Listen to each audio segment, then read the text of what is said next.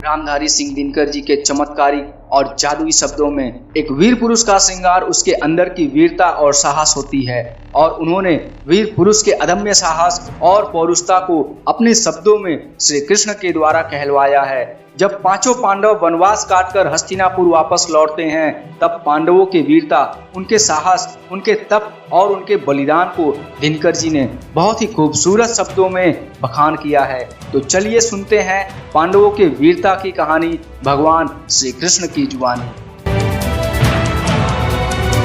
हो गया पूर्ण अज्ञातवास, हो गया पूर्ण अज्ञातवास, पांडव लौटे वन से साहस, पावक में कनक सदृश तपकर, वीरत्व लिए कुछ और प्रकर, नस नस में तेज प्रवाह लिए, कुछ और नया उत्साह लिए। सच है विपत्ति जब आती है, कायर को ही दहलाती है, सूरमा नहीं विचलित होते हैं, क्षण एक नहीं धीरज खोते हैं, विघ्नों को गले लगाते हैं, कांटों में राह बनाते हैं,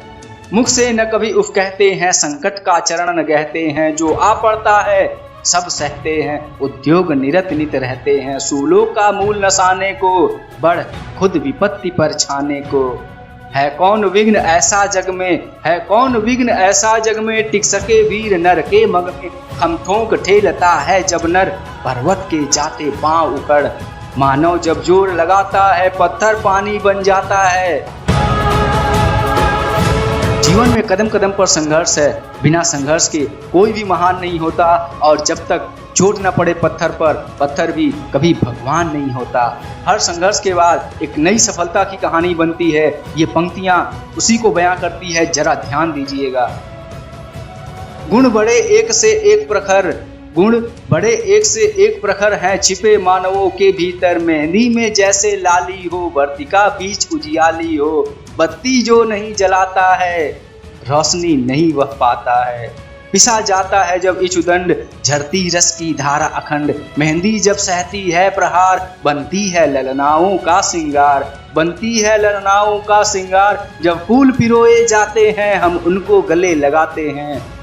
कठिनाइयों और परेशानियों के आगे जो लोग घुटने नहीं टेकते हैं संसार में, वो ही लोग इतिहास बनाते हैं और लाखों की भीड़ में एक अलग पहचान बनाते हैं। वो लोग कौन होते हैं, जानिए इन पंक्तियों से।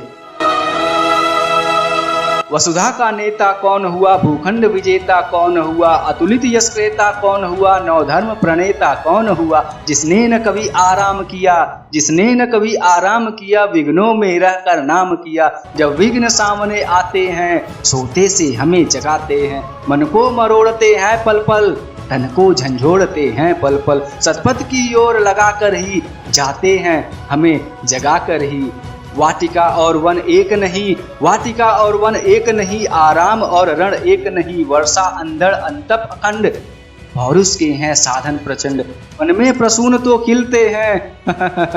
बागों में सालन मिलते हैं, कंकड़ियां जिनकी सेज सुघर, छाया देता केवल अंबर, विपदाएं दूध पिलाती हैं लोरी, आंधियां सुनाती हैं, जो लाक्षागृह में जलते हैं वो ही सूरमा निकलते हैं।